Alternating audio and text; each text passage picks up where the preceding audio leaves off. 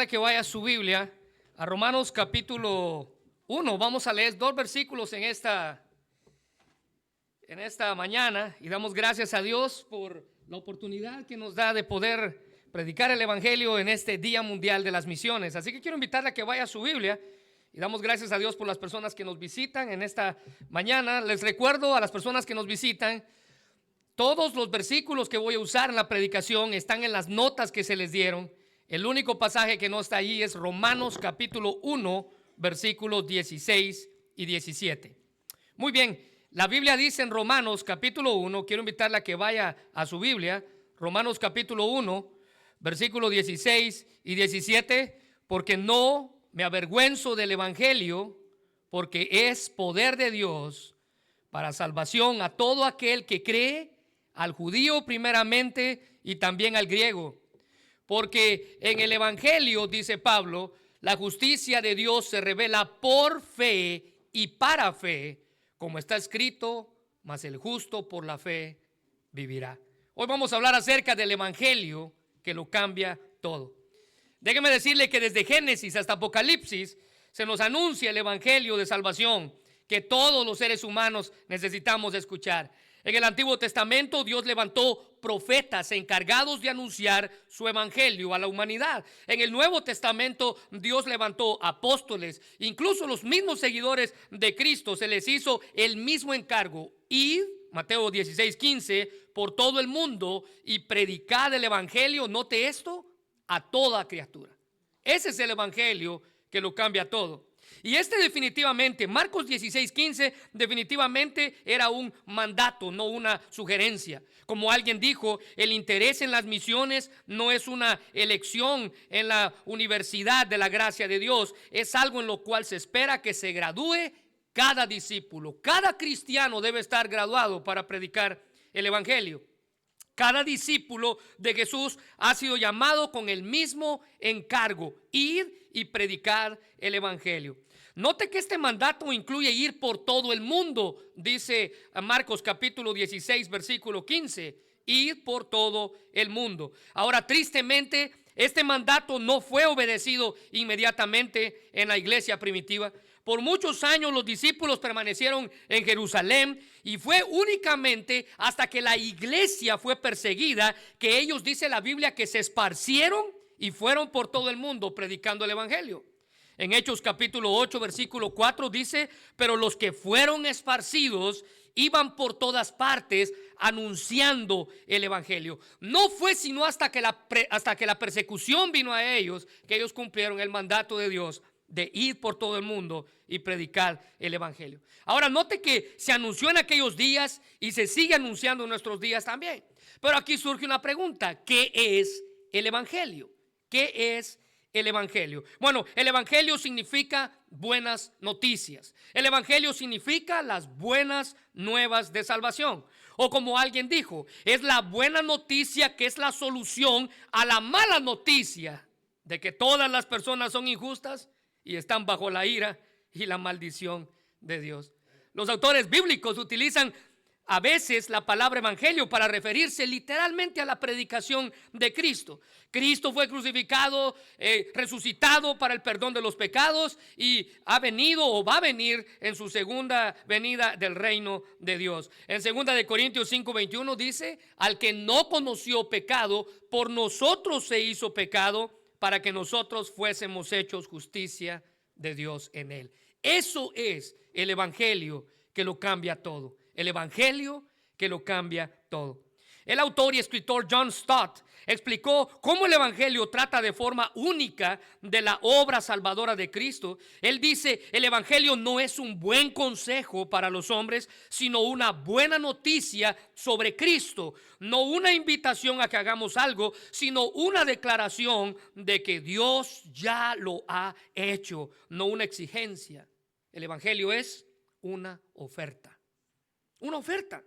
Del mismo modo, alguien más ha señalado acertadamente que el evangelio no son consejos, no son instrucciones, amenazas o advertencias. Es la buena noticia de la victoria de todo lo que Dios ha hecho a través de Cristo por el Espíritu. Ese es el evangelio que lo cambia todo. Pablo describe a ese evangelio como, aquí en Romanos capítulo 1, versículo 16, como el poder de Dios. Ahora, note que fue Pablo quien escribió esto, porque por el evangelio Pablo fue encarcelado en Filipos, fue expulsado en Tesalónica, tuvieron que sacarlo escondido en una canasta en Damasco y en Berea, fue humillado en Atenas, considerado como loco en Corinto,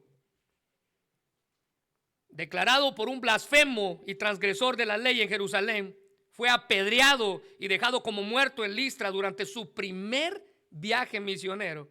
Algunos paganos del tiempo del apóstol Pablo catalogaron al cristianismo o el evangelio que él predicaba sobre ese Cristo que él enseñaba como una forma de ateísmo, porque el cristianismo creía en un solo Dios y ellos creían en muchos. Otros catalogaban al cristianismo en los tiempos de Pablo como canibalismo debido a una mala interpretación de la cena del Señor, cuando Cristo comparó al pan que se iban a comer con su cuerpo y al vino con su sangre. Pero a pesar de todo eso y mucho más, los líderes religiosos de aquella época no pudieron lograr intimidar al apóstol Pablo, como tampoco pudieron hacer los cultos paganos en Éfeso, en Atenas y en Corinto, lugares a donde Pablo había llevado el evangelio del cual él predicaba y enseñaba. Él nunca desistió ante la oposición, nunca se desanimó por las críticas y nunca, por ninguna razón, dice aquí Romanos 1:16, se sintió avergonzado del evangelio que él enseñaba. Note la frase: no me avergüenzo del evangelio. Esta frase revela el corazón del apóstol Pablo. En una ciudad tan sofisticada como lo era Roma en aquella época, algunos podían sentirse avergonzados por un evangelio centrado en un Salvador judío crucificado y que era aceptado por personas de menor clase social como lo eran los romanos. Pero Pablo estaba presto a decir: yo no me avergüenzo del evangelio, porque él mismo había sido testigo del poder del evangelio que lo cambia todo. Pablo afirma que el evangelio es un mensaje audaz, no nos avergonzamos de proclamarlo, dice él. Es un mensaje poderoso porque es la buena noticia de Dios de salvación para el mundo. Es un mensaje salvador, dice él, porque es la única cosa que puede cambiar verdaderamente el corazón humano. Pablo también dice que es un mensaje universal, tanto para judíos como para gentiles. Y Pablo estaba comprometido con predicar ese evangelio, compartir las buenas nuevas de salvación, el mensaje supremo que Dios había enviado al mundo a su Hijo para salvar a una humanidad perdida. Anunciar el evangelio, entonces, según el apóstol Pablo, es importante. Pero ¿qué pasa si no hay nadie que lo anuncie? El mismo apóstol escribe en Romanos 10, 14 al 15, como está escrito, dice él: ¿cómo pues invocarán en aquel en el cual no han creído? Pablo está citando a Isaías. ¿Y cómo creerán en aquel de quien no han oído? ¿Y cómo oirán sin haber quien les predique? ¿Y cómo predicarán si no fueren enviados? Él termina en una conclusión diciendo: cuán hermosos son los pies de los que anuncian la paz, de los que anuncian las buenas nuevas. Hermanos, debemos llevar el evangelio a otros. Debemos llevar el mensaje de salvación a otros para que escuchen las buenas nuevas. ¿Cómo van a saber de este mensaje que cambia todo si no hay otros que lo anuncien? Necesitamos llevarlo a nuestros seres queridos, a nuestros vecinos. Debemos estar comprometidos, al igual que el apóstol Pablo, con el evangelio que lo cambia todo. Ahora, la pregunta para entrar en el mensaje es: ¿cómo describe Pablo a ese evangelio que lo cambia todo? ¿Cómo describe Pablo al evangelio que lo cambia todo? Bueno, en primer lugar, allá en sus notas, Pablo describe el evangelio, que el evangelio es poder de Dios. ¿Ya lo encontró? Versículo 16: porque el evangelio, yo no me avergüenzo de él, dice Pablo, porque el evangelio es poder de Dios. El evangelio es poder. Y note que esa palabra poder en el griego es la palabra o el término griego donde usted y yo encontramos o obtenemos nuestra palabra en nuestro idioma, la palabra dinamita. El doctor MacArthur dice que el evangelio lleva consigo la omnipotencia de Dios, cuyo poder, dice él, es suficiente por sí solo para salvar a los hombres del pecado y darles vida eterna. Es interesante, pero todos los seres humanos tenemos un deseo innato de cambiar o de ser cambiados. Queremos vernos mejor, queremos sentirnos mejor, queremos tener más dinero, queremos más poder, más influencia. Y las redes sociales y la publicidad se han encargado de demostrarnos a nosotros productos que si los usamos podemos cambiar nuestras vidas.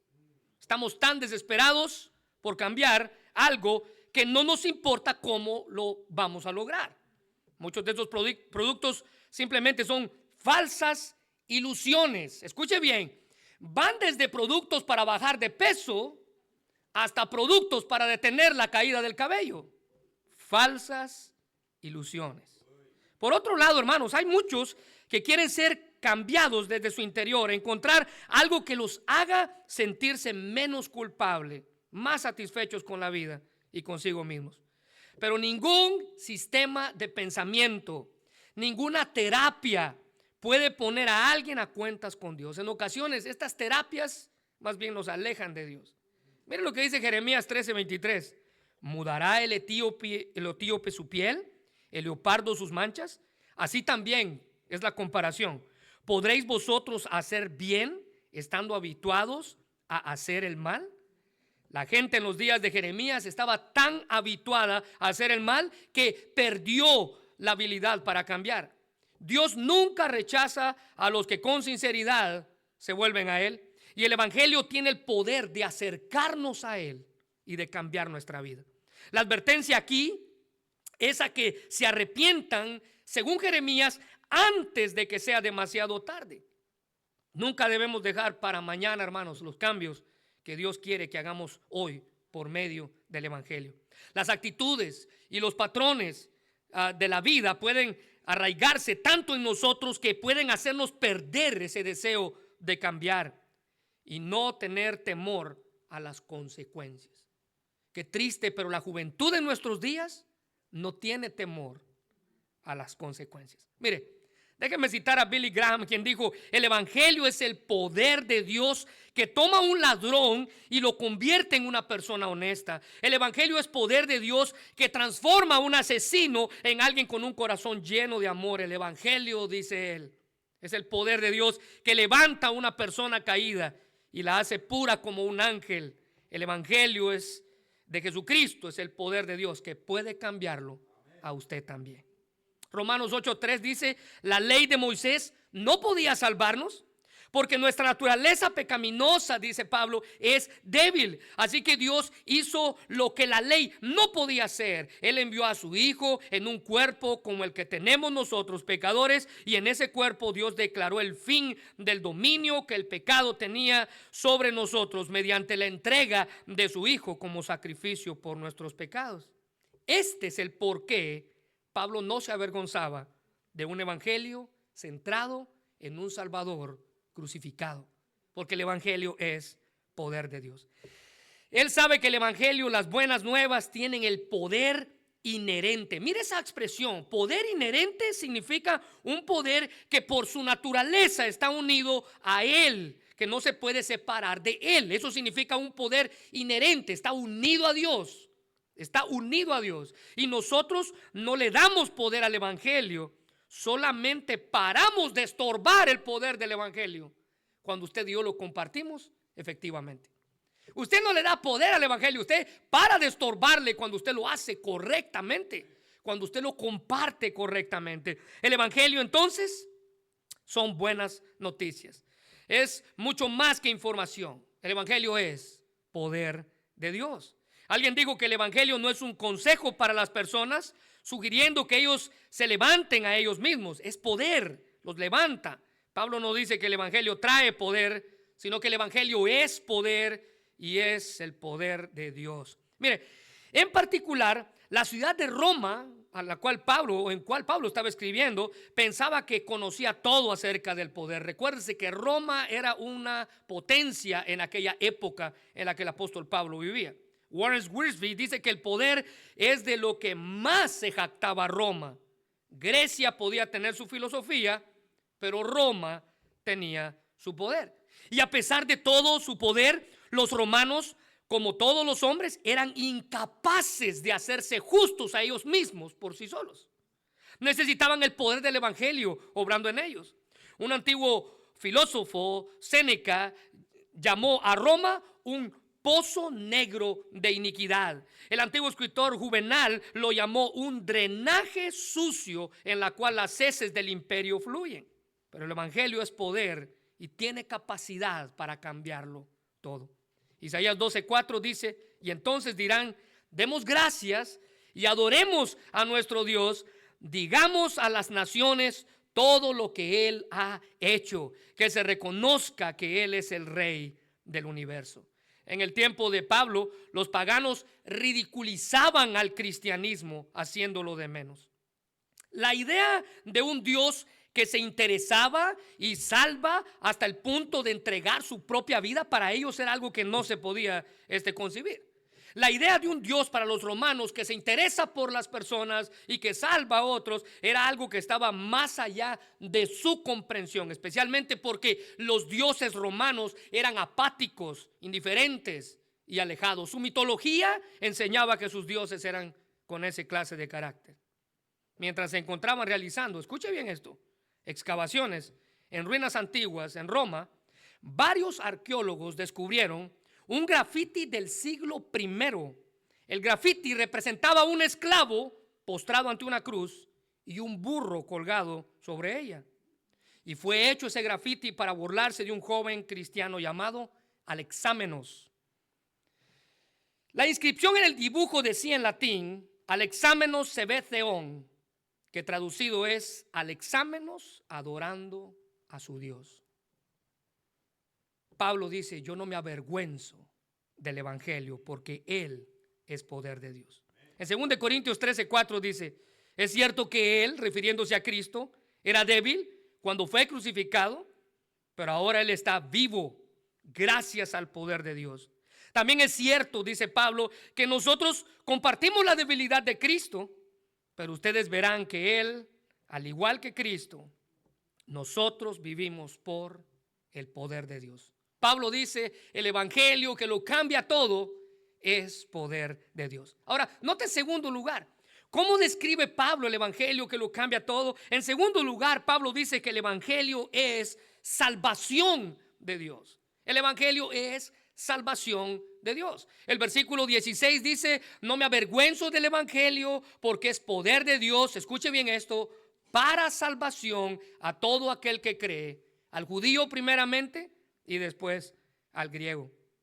Mire, esta es la manifestación más grande del poder de Dios en nuestra vida, la salvación que podemos obtener únicamente por Él. El evangelio transforma nuestra naturaleza, nos da vida eterna. El evangelio es la salvación que Dios nos ofrece. El Salmo 106:8 dice: pero Él nos salvó por amor de su nombre, para hacer notorio su poder. Cuando Pablo habla de salvación, se refiere a una liberación, a un rescate. El punto central aquí es que el evangelio es el poder de Dios, es la obra en nuestra salvación. Nos rescata, nos da vida eterna.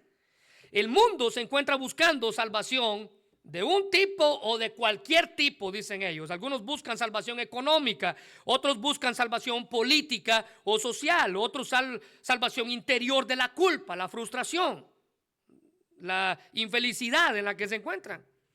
Están desesperados por ser salvos del vacío interno que tienen.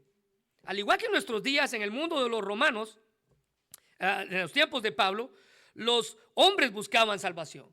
Los filósofos sabían que el hombre estaba enfermo y que necesitaba ayuda. Epicteto, un representante del estoicismo, llamó a su cuarto de conferencia, escuche bien, un hospital para el alma enferma. Él sabía que el ser humano tenía una enfermedad. El problema es que no sabía cuál era. Epicurio llamó a su enseñanza la medicina de la salvación. Él sabía que el ser humano tenía una enfermedad. El problema es que no sabía cuál era. Séneca, quien era un orador romano en los tiempos de Pablo. Ahora, es algo interesante porque Séneca fue contemporáneo del apóstol Pablo. ¿Qué quiere decir? Vivieron al mismo tiempo. Él dijo que debido a que los hombres estaban tan conscientes de su debilidad y su ineficacia en las cosas necesarias, todos los hombres, dice él, están buscando salvación. Todos sabían que el ser humano estaba enfermo. Pablo está hablando del evangelio que cambia vidas, que es poder de Dios para salvación. Ahora, este poder viene a todo aquel que cree. Básicamente, el evangelio de salvación es el instrumento que Dios utiliza para levantar a los seres humanos de su triste condición. 1 Corintios 15, versículo 1 y 2 dice: ahora, amados hermanos, permítanme, dice el apóstol Pablo, recordarles el evangelio, la buena noticia que ya les prediqué. En ese entonces la recibieron con gusto y todavía permanecen firmes en ella. Esa buena noticia, el evangelio, que los salva si ustedes siguen creyendo el mensaje que les prediqué, a menos que hayan creído algo que a principio de cuentas nunca fue cierto. Las buenas noticias acerca de Jesucristo nos salvan. Si las creemos con firmeza, si las seguimos con fidelidad, nos salvan. El poder soberano de Dios que obra a través del evangelio trae salvación, dice Pablo, a todo aquel que cree. El creer transmite la idea de confiar, de abandonarse uno mismo o de tener fe en alguien. Déjenme citar nuevamente al doctor MacArthur, quien dijo: la salvación no es una mera profesión verbal de ser cristiano, ni tampoco equivale al bautismo o a una buena moral. La asistencia a la iglesia tampoco nos da la salvación. El recibir los sacramentos tampoco nos da la salvación. Vivir una vida autodisciplinada y sacrificio tampoco nos da la salvación. La salvación es creer en Jesucristo como Señor y Salvador. Ese es el evangelio que lo cambia todo. Romanos 8 al 11 dice: mas ¿qué dice acerca de ti esta palabra en tu boca y en tu corazón? Esta es la palabra de fe que predicamos. Escuche bien cuál es: que si confesares con tu boca que Jesús es el Señor y, subraya esto por favor, creyeres en tu corazón que Dios le levantó de los muertos, serás salvo. Porque con el corazón se cree para justicia, pero con la boca se confiesa para salvación. Versículo 11: pues la escritura dice, subraya esto por favor, todo aquel que en él creyere no será avergonzado. Pablo dice: yo no me avergüenzo del evangelio, porque el evangelio es salvación de Dios. El evangelio y la salvación, hermanos, no tienen fronteras nacionales. Dios no vino a morir por unos y a no morir por otros. Cristo no vino a salvar a unos y a no salvar a otros. La salvación o el evangelio no tiene fronteras nacionales. Es más, acabamos de ver un video que la frase era: Dios me salvó o Jesucristo me salvó, en diferentes idiomas en el mundo. La salvación o el evangelio no tiene fronteras nacionales, no tiene fronteras raciales, ni tampoco tiene fronteras étnicas, sino que es para todo aquel que cree. Jesús vino a morir por toda la humanidad y su sacrificio y perdón nos incluye a nosotros, a usted que es de Guatemala, a usted que es de Honduras, de México, de Venezuela, de El Salvador. Cristo vino a morir por todos. Ahora, ¿por qué Pablo dice ahí en el versículo 16 la salvación a todo aquel que cree? Ahora note esta frase: al judío primeramente. Pablo menciona la humanidad del sacrificio, pero menciona que fue dada a los judíos primero en un sentido cronológico. Por más de 2000 años fue un pueblo especial. Hasta el día de hoy los judíos son un pueblo especial para Dios. Desde que Dios escogió a Abraham, Él prometió grandes bendiciones a sus descendientes, y los judíos son descendientes de Abraham. Dios los escogió no porque lo merecieran, sino porque quiso mostrar su amor y su misericordia a ellos, enseñarles y prepararles a ellos para la venida del Mesías al mundo, cuando Jesús nació en Belén. Porque les recuerdo que Jesús era judío, por si se le había olvidado, o por como alguien me lo platicó una vez. Trabajaba con un señor, se llamaba Jimmy Sheldon el señor, y hablábamos frecuentemente. Creo que ya les he compartido esto, ¿verdad? Y en una vez estamos hablando de la Biblia y de las cosas de Dios. Entonces él me dijo, mira, yo creo que Jesús era blanco. Probablemente tú crees que Jesús era mexicano. Ahora mire, yo le voy a decir algo. Yo comencé a aprender de Dios cuando tenía 7 años en la escuela donde estudiaba. Y nunca en Latinoamérica usted escucha que alguien diga, no, Jesús era guatemalteco. No, Jesús era hondureño. Jesús era judío. Y quiero dejar bien en claro esto, porque este señor me decía, mira, cuando yo pienso en Jesús, me decía él, yo no pienso en alguien blanco. Y tú probablemente, yo me imaginé a Jesús con un sombrero de mariachi y con sus maracas, ¿verdad? Porque él me decía, tú piensas en Jesús como alguien que es mexicano. Iba pasando una persona de color y me dice, él piensa en Jesús, que Jesús era negro. Jesús era judío.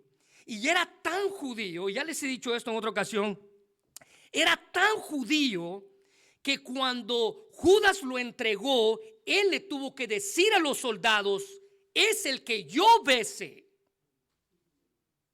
A ese es el que ustedes van a apresar. Era tan judío que cuando 2 soldados fueron a apresarlo antes de que Judas lo entregara, dice que los soldados llegaron ante él, platicaron con él y no lo agarraron, se regresaron. Y cuando llegaron ante el sumo sacerdote, ¿y dónde está el que iban a ir a agarrar? Es que nunca escuchamos un hombre que nos hablara como él. Era tan judío, se perdía entre la multitud. Jesús no era blanco, no era negro, no era hispano, no era mexicano. Jesús era judío. Pablo dice al judío primeramente. Miren lo que dice Juan 4:22. Vosotros adoráis, dice Juan, lo que no sabéis, pero nosotros adoramos lo que sabemos. Ahora aquí está la frase que complementa lo que Pablo está enseñando en Romanos 1:16, porque la salvación viene de los judíos. ¿Por qué? Porque Jesús era judío. Marcos 15:24, él respondió y les dijo, no soy enviado yo, dice Jesús, a las ovejas perdidas de la casa de Israel. La salvación vino primero a ellos. La salvación vino primero a ellos.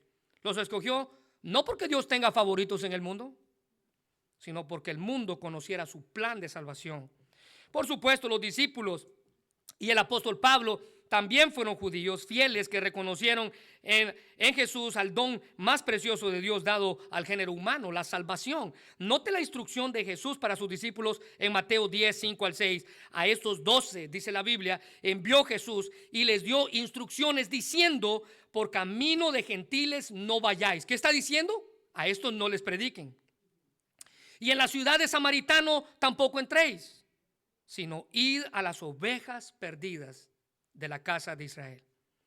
Esto significa, hermanos, que el evangelio primero debía ir a los judíos, étnico y cultural, y después al griego cultural. Para entenderlo mejor, déjenme citar al comentarista William Barclay, quien afirma que en ese tiempo la palabra griego había perdido por completo su sentido racial. No significa un nativo del país de Grecia, dice el comentarista Barclay. Un griego era alguien que conocía la cultura y la mentalidad de Grecia. Aunque el evangelio fue predicado a ellos primero, todos los que creen en la verdad, dice Pablo, pueden llegar a ser salvos por medio del evangelio, el evangelio que lo cambia todo. Romanos capítulo 10, versículo 12 al 13. Si Pablo contradijera sus términos diciendo la salvación es para los judíos, no hubiera escrito Romanos 10, 12 al 13. Porque no hay diferencia entre griego y judío, pues el mismo Señor es de todos, es rico para con todos los que le invocan. Y aquí está la clave, porque todo aquel que invocare el nombre del Señor, subraya esto, será salvo. El evangelio es salvación. Ahora nota en tercer lugar, ¿cómo Pablo describe el evangelio que lo cambia todo? En primer lugar, él dice que es poder de Dios. En segundo lugar, él dice que es la salvación. En tercer lugar, el evangelio es justicia de Dios. Pablo describe el evangelio que lo cambia todo como justicia de Dios. Mira el versículo 17. Porque en el evangelio la justicia de Dios se revela por fe y para fe, como está escrito, mas el justo por la fe vivirá. Simplemente el evangelio revela, dice Pablo, la justicia de Dios. El evangelio por la fe activa el poder divino que trae salvación, y en ese acto soberano de Dios nos revela su justicia. Esta revelación de la justicia de Dios viene a aquellos con fe, cumpliendo la profecía de Habacuc capítulo 2 versículo 4, que dice: mas el justo por la fe vivirá. Mire, una traducción más precisa de las palabras de Pablo serían la justicia que viene de Dios. El evangelio es la justicia que viene de Dios, lo que nos indica que Él, Dios, imparte su justicia a aquellos que creen en Él. Es en esencia entender exactamente que la justicia de Dios es revelada por medio del evangelio que lo cambia todo. Esa justicia de Dios que es dada al pecador que pone su confianza en Cristo. Romanos 4:5 dice: mas al que no obra, sino cree en aquel que justifica al impío, su fe le es contada por justicia. No es obras, es su fe para ser contada por justicia. Ahora, note que la justificación no la obtenemos por ninguna obra, dice el apóstol Pablo, que podamos realizar, sino por la misericordia de Dios presentada a nosotros por medio del evangelio que lo cambia todo. Cuando usted y yo venimos a Cristo, fue porque alguien nos presentó ese evangelio.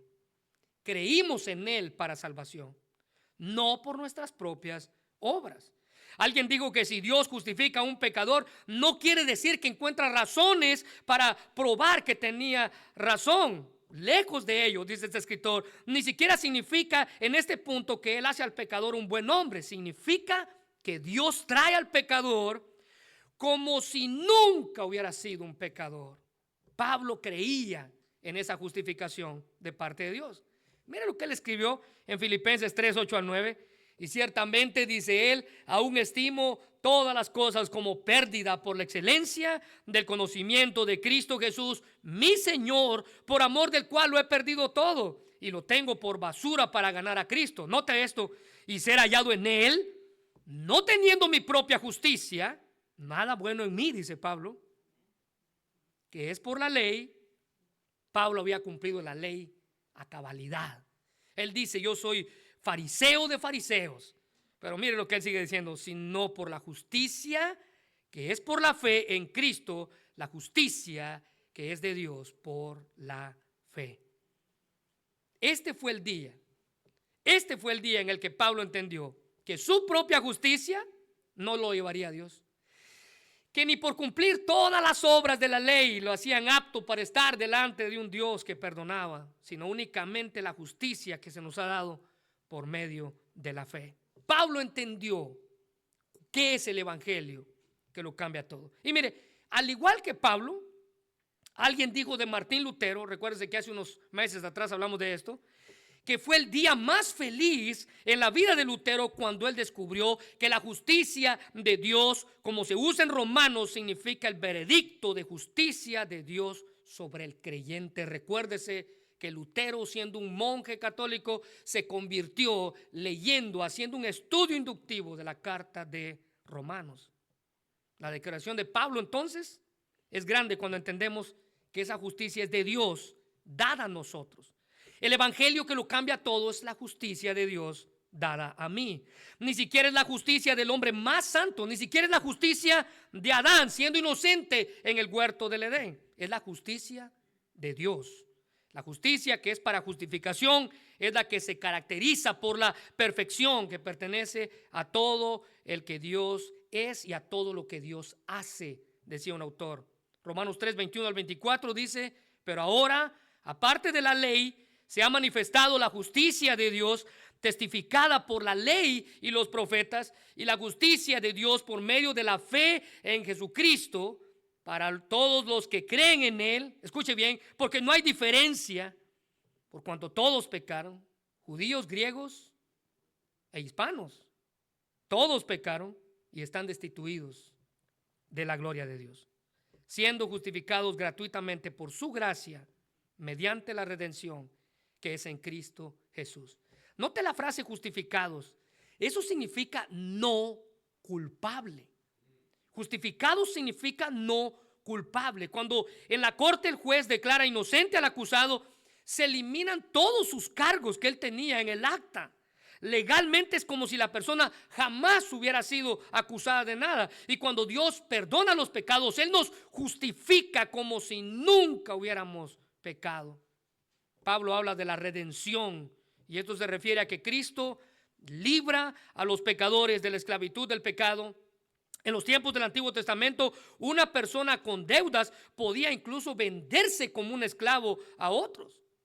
Pero luego un pariente, según el Antiguo Testamento, un pariente cercano podía ir y pagar el precio por ese que estaba esclavo y redimirlo, liberarlo. Eso fue lo que Dios hizo con nosotros en Cristo Jesús. Cristo, dice la Biblia, compró nuestra libertad por un precio muy caro, su propia vida. Primera de Pedro 1, 18 al 19. Sabiendo que fuisteis rescatados de vuestra vana manera de vivir, la cual recibisteis de vuestros padres, no con cosas corruptibles como oro o plata, sino con la sangre preciosa de Cristo, como un cordero sin mancha y sin contaminación.